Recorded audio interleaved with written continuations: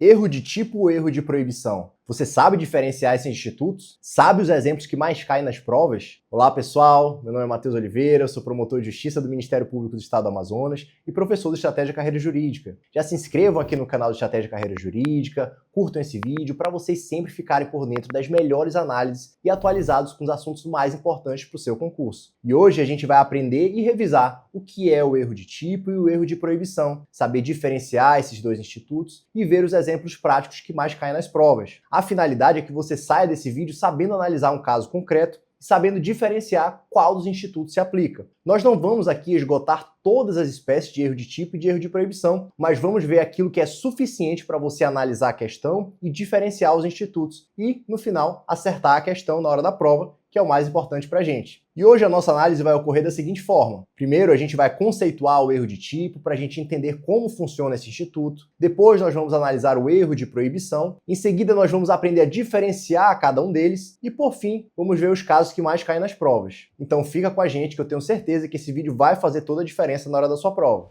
Então vamos lá para a gente começar. O que é erro de tipo? De acordo com a doutrina, de uma forma simples, erro de tipo é a falsa percepção da realidade acerca dos elementos constitutivos do tipo penal. E o que isso quer dizer? Significa que o agente, durante a sua ação, ele não sabe exatamente o que está fazendo no caso concreto. Esse é o chamado erro de tipo essencial, justamente porque incide sobre as elementares do tipo penal, que são os dados principais. Por exemplo, num crime de furto, o tipo penal é subtrair para si ou para outrem coisa alheia móvel. Se num caso concreto o agente pega o celular do seu amigo por engano, achando que é o seu porque ele é da mesma marca, do mesmo modelo, e vai para sua casa, não se pode dizer que ele cometeu o crime de furto, porque ele não teve a representação correta da situação. Essa pessoa estava sob uma falsa percepção da realidade, errando o tipo penal, digamos assim. Um outro exemplo seria de uma pessoa receber uma mala de um desconhecido no aeroporto dizendo que quer entregar roupas para sua filha na cidade de destino. A pessoa de boa fé leva essa mala acreditando que a mala tem apenas roupas, mas na verdade a mala estava recheada de drogas. Nessa situação, a pessoa que recebeu a mala teve uma falsa percepção da realidade, acreditando que transportava roupas e na realidade estava transportando drogas. Essa pessoa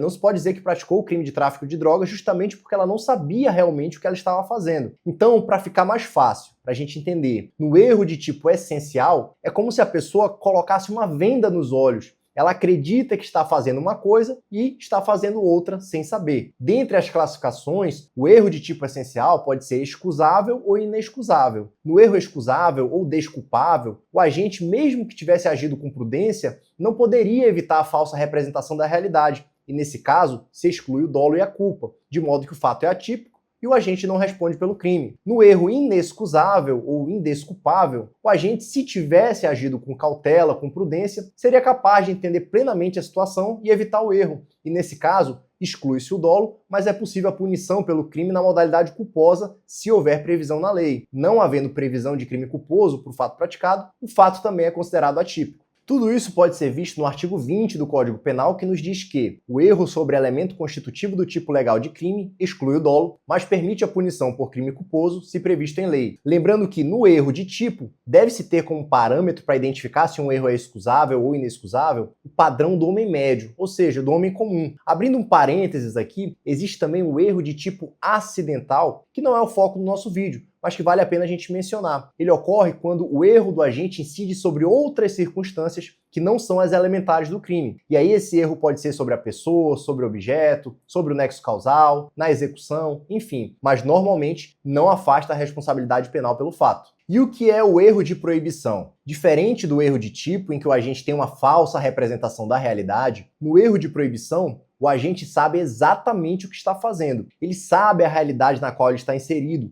porém ele desconhece a ilicitude do fato. Aqui o agente desconhece ou interpreta a lei de forma equivocada, não compreendendo o caráter ilícito do fato. Lembrando que ninguém pode alegar o desconhecimento da lei, conforme previsão no próprio artigo 21 do Código Penal. Mas no erro de proibição, o agente sabe da existência da lei, mas desconhece ou interpreta mal o seu conteúdo. Um exemplo que sempre cai em provas é de um estrangeiro que utiliza drogas de forma recreativa no seu país, onde a droga é legalizada, vem para o Brasil achando que aqui essa droga também é permitida e chegando aqui é preso. Nesse caso, o agente sabia exatamente o que estava fazendo, porém ele desconhecia o caráter ilícito do fato no Brasil. Um outro exemplo seria de um sheik árabe chegar no Brasil e casar com 3 mulheres, achando que a poligamia também é permitida aqui no Brasil, incidindo no crime do artigo 235 do Código Penal. Veja que nessa situação o agente também sabia exatamente o que ele estava fazendo, mas desconhecia o conteúdo da norma ou interpretou a lei de forma equivocada. Quantas espécies de erro de proibição? Temos 3. O erro de proibição direto, erro de proibição indireto e o erro de proibição mandamental. O erro de proibição direto, o agente desconhece o conteúdo da norma ou a interpreta de forma equivocada. No erro de proibição indireto, o agente sabe o conteúdo da norma, sabe a situação real que está vivenciando, mas acredita que naquela situação específica está abarcado por uma causa de exclusão da ilicitude e na realidade não está. E por fim, no erro de proibição mandamental, o agente erra em relação ao mandamento da lei, acreditando que a lei autoriza determinada conduta, quando na verdade não autoriza.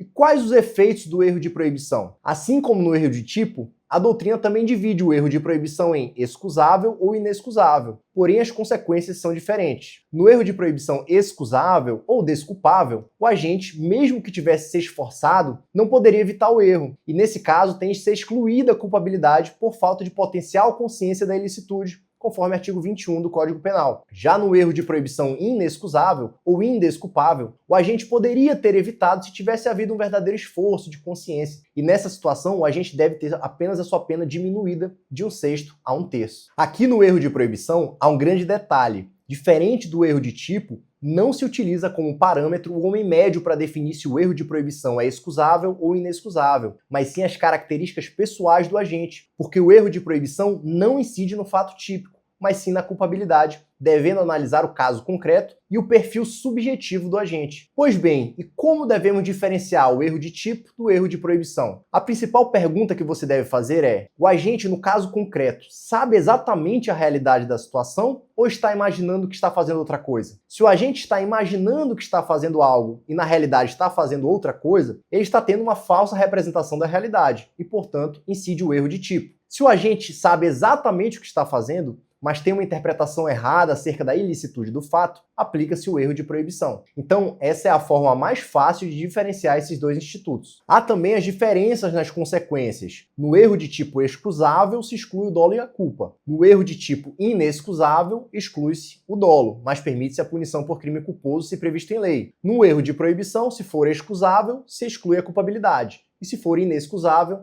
deve haver a redução da pena de 1/6 a 1/3. Agora que já vimos o erro de tipo, o erro de proibição e a forma mais fácil de diferenciar esses institutos, vamos agora fazer um quiz com os exemplos que mais caem nas provas para saber se você realmente aprendeu. Então vamos lá para o primeiro caso. Mévio, 21 anos de idade, vai para uma festa em que é proibida a entrada de menores de 18 anos e lá conhece Lara. Após um período de conversa, tiveram afinidade e saindo de lá, ambos foram para a residência de Mévio e lá mantiveram relações sexuais consentidas. No dia seguinte, Lara conta para Mévio que tem apenas 13 anos e que entrou na festa com uma carteira de identidade falsa. E aí, nesse caso, é erro de tipo ou erro de proibição?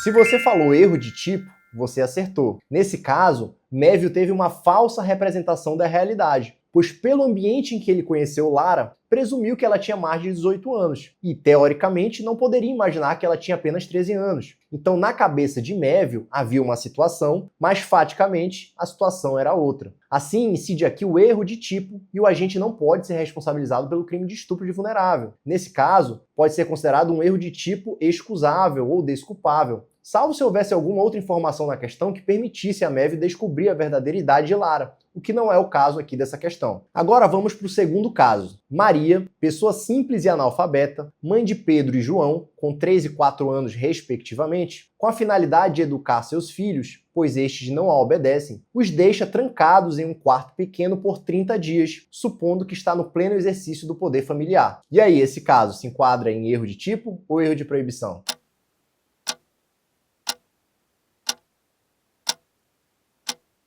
Nesse caso, pessoal, estamos diante de um erro de proibição. Maria sabe exatamente a situação fática, ela conscientemente está trancando os filhos no quarto com a finalidade de corrigi-los, mas sem saber que essa conduta se amolda ao crime de cárcere privado ou até mesmo de maus tratos. Então incide aqui o instituto do erro de proibição e, considerando o perfil subjetivo de Maria, a baixa instrução escolar, o analfabetismo, é possível considerar que foi um erro de proibição excusável, de modo que a culpabilidade é excluída. Vamos agora para o terceiro caso. Antônio, experiente caçador, vai à floresta caçar javalis para sua subsistência. Ao verificar um arbusto balançando, presumiu que era um javali e atirou. Contudo, quando foi verificar, atingiu uma pessoa, Pedro, outro caçador que estava atrás do arbusto, também em momento de caça. Esse caso se enquadra em qual tipo de erro?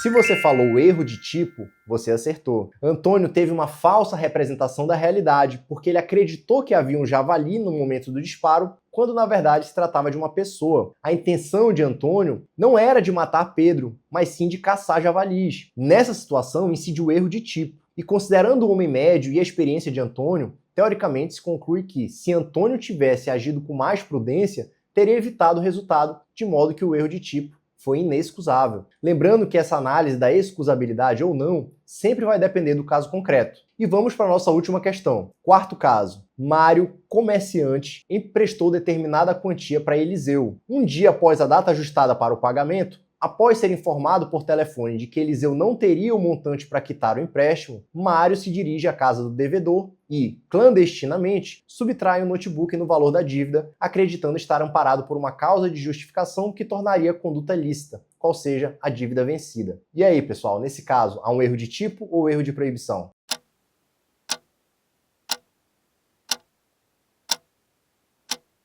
E a resposta é erro de proibição. No caso da questão, Mário sabe exatamente a realidade da situação. Ele invadiu conscientemente a casa de Eliseu e subtraiu um notebook. Só que ele interpretou a lei de forma equivocada. Ele acreditava que nessa situação era lícita a sua conduta, pois tinha uma dívida vencida com Eliseu, acreditando que a sua conduta estaria abarcada pelo exercício regular do direito. Porém, não estava. Incide, nesse caso, o erro de proibição indireto, pois o agente sabe do caráter ilícito do fato, mas supõe a existência de uma causa de justificação que era inexistente juridicamente. Nas provas, de uma forma bem simples, eu fazia a seguinte pergunta: o agente errou em relação à realidade fática ou em relação ao direito? Se for em relação à realidade, normalmente se tratava de erro de tipo. E quando o erro era em relação ao direito, normalmente era um caso de erro de proibição. Eu recomendo que você faça muitas questões sobre esse tema para você ficar craque e não errar na hora da prova. E aí, gostou desse vídeo? Então, se você ainda não curtiu, já deixa seu like, se inscreva aqui no canal do Estratégia de Carreira Jurídica e me siga também nas redes sociais, @MatheusOliveiraMP, e cola com a gente que eu tenho certeza que você vai evoluir muito e que a sua aprovação é só questão de tempo. Um grande abraço e sucesso nos estudos!